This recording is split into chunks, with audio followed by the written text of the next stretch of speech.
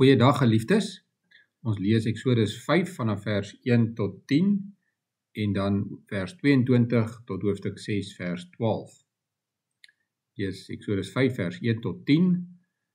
Daarna het Moses en Aaron na die Farao toe gegaan en gesê, so sê die Here die God van Israel, laat my volk gaan om tot my eer 'n fees in die woestyn te vier. Maar die Farao het geantwoord, en wie is die Here nogal dat ek na hom sal luister om Israel te laat gaan? Ek ken die Here nie en ek sal Israel nie laat gaan nie. Hulle sê toe, die God van die Hebreërs het hom aan ons geopenbaar, laat ons asseblief 3 dagreise in die woestyn intrek om 'n offer vir ons God, die Here, te bring. Anders tref hy ons dalk met die pes of die swaard. Maar die koning van Egipte het vir hulle gesê, Moses en Aaron, waarom hou julle die volk van hulle werk al weg? Gaan terug na julle werk toe. Julle mense is al reeds te veel en nou wil julle hulle ook nog laat ophou werk. Dieselfde dag nog het die Farao die slawedrywers van die volk en hulle opsigters beveel. Julle mag nie meer soos vroeër vir die volk strooi gee om bakstene mee te bak nie. Laat hulle self gaan strooi bymekaar maak. En julle moet van hulle dieselfde hoeveelheid stene as tevore bly eis. Julle mag niks verminder nie. Hulle is net lui, daarom hou hulle aan met die neel. Ons wil vir ons God gaan offer. Die werk moet vir die manne so swaar wees en hulle so besig hou dat hulle nie hulle ore uitleen vir allerhande leuns nie. Toe die slawedrywers en die opsigters van die volk vir hulle gaan sê, so sê die Farao, julle kry nie meer strooi nie. En dan lees ons ook vers 22 tot hoofstuk 6 vers 12. Daarna het Moses weer na die Here gegaan en gesê, Here, waarom werk u so sleg met hierdie volk? Waarom het u my nou eintlik gestuur? Van die eerste oomblik af dat ek by die Farao gekom het om in u naam te praat, het hy hierdie volk mishandel. Tog het u niks gedoen om u volk te red nie. Toe sê die Here vir Moses, nou sal jy sien wat ek met die Farao gaan doen. Ek gaan hom dwing om my volk te laat gaan. Ja, ek gaan hom dwing om hulle uit sy land uit weg te jaag. God het vir Moses gesê, ek is die Here. Ek het aan Abraham, Isak en Jakob verskyn as God die Almagtige, maar my naam, die Here, het ek nog nie aan hulle bekend gemaak nie. Tog het ek my verbond met hulle gemaak, naamlik om die land Kanaan aan hulle te gee, 'n land waarvan hulle nie burgers was nie. Ek het die gekerm van die Israeliete, wat deur Egipte verkneg word, duidelik gehoor en ek het aan my verbond gedink. Daarom moet jy vir die Israeliete sê, ek is die Here. Ek sal julle van die dwangarbeid van Egipte bevry. Ek sal julle van die verknegting verlos. Ek sal julle vry maak met mag en met groot reddingsdade. Ek neem julle aan as my volk en ek sal julle God wees. Dan sal julle besef dat ek, die Here, julle God is, wat julle van die dwangarbeid van Egipte bevry. Ek sal julle bring na die land toe wat ek met 'n eed aan Abraham, Isak en Jakob beloof het. Ek sal dit julle eiendom maak. Ek is die Here. Dit het Moses toe aan die Israeliete vertel, maar in hulle moedeloosheid oor die harde werk het hulle nie na hom geluister nie. Toe sê die Here vir Moses, gaan praat met die Farao, die koning van Egipte, dat hy die Israeliete laat trek uit sy land uit. Maar Moses sê vir die Here, die Israeliete luister nie eens na my nie. Hoe sal die Farao nog na my luister? Ek praat juis nie maklik nie. Nogtans het die Here vir Moses en Aaron na die Israeliete en na die Farao, die koning van Egipte, toegestuur met die opdrag om die Israeliete uit Egipte te bevry. Ons lees tot sover uit die woord van die Here. Moses is nou gereed om die Here se opdrag uit te voer en die Israeliete uit Egipte te lei. Die Israeliete is opgewonde oor die vooruitsig, maar in plaas daarvan dat hulle nou vry is, word die lewe vir hulle nog net moeiliker.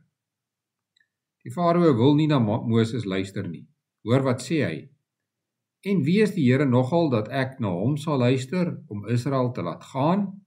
Ek ken die Here nie en ek sal Israel nie laat gaan nie. Dit is vir Moses en die Israeliete 'n skokkende teleurstelling, maar dit is nie vir God 'n verrassing nie. Hy het reeds aan die begin vir Moses gesê dat die farao hardkoppig gaan wees en dat hy die farao se eersgebore seun sal moet doodmaak voordat hy luister. Omdat Moses se gesprek met die farao nie volgens die Israeliete die gewenste uitwerking gehad het nie, word daar nou baie gekla. Die Israeliete kla by hulle leiers. Die leiers kla by die slawedrywers en by die farao. Daarna beskuldig hulle vir Moses en Aaron. En Moses kla ook, maar hy gaan kla by die Here. En dit is hoe die Here hom antwoord. Eerstens herinner die Here vir Moses daaraan dat hy die God van Abraham, Isak en Jakob is en dat hy 'n verbond met sy volk gemaak het. Die Israeliete weet dit baie goed en hulle weet van al die wonderlike dinge wat dit vir hulle beteken. Maar wanneer hulle swaar kry, vergeet hulle vinnig dat God beter weet as hulle en dat hy verder kyk en beplan. Daarom herinner die Here ook vir Moses aan sy beloftes.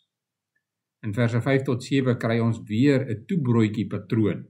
Dit lyk so. God sê, ek is die Here, en dan sê hy, ek sal julle verlos, en dan sê hy, ek neem julle aan as my volk, en ek sal julle God wees, en dan sê hy, ek sal vir julle 'n land van julle eie gee, en dan sê hy weer, ek is die Here. So, God begin en eindig hierdie belofte met die woorde, ek is die Here. Want dit gee ons die versekering dat sy beloftes waar is, en dat dit werklik kan en sal gebeur. In die middel is die belangrikste deel van die belofte, God neem hulle aan as sy volk, en hy is hulle God. Die ander twee stellings vertel vir ons hoe God dit gaan doen. Hy gaan hulle bevry uit Egipte, en aan hulle die land Kanaan gee. Hoekom is dit vir ons belangrik? Want hierdie belofte is ook vir ons bedoel. Die geskiedenis van Israel is 'n beeld wat vir ons wys wie God is en hoe hy sy kinders red. Hy is nog steeds die Here. Hy is altyd dieselfde en daarom sê hy vandag nog, ek is die Here. Ons kan dus net so seker wees van sy beloftes as wat die Israeliete kon wees. Ons kan eintlik nog sekerder wees, want ons het al van die beloftes gesien gebeur. God het ook aan ons beloof dat hy ons as sy kinders sal aanneem en dat hy ons Vader sal wees.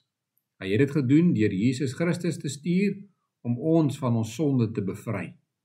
Daarom kan ons met vreugde uitsien na ons beloofde land, die ewige lewe in die hemel saam met ons Vader.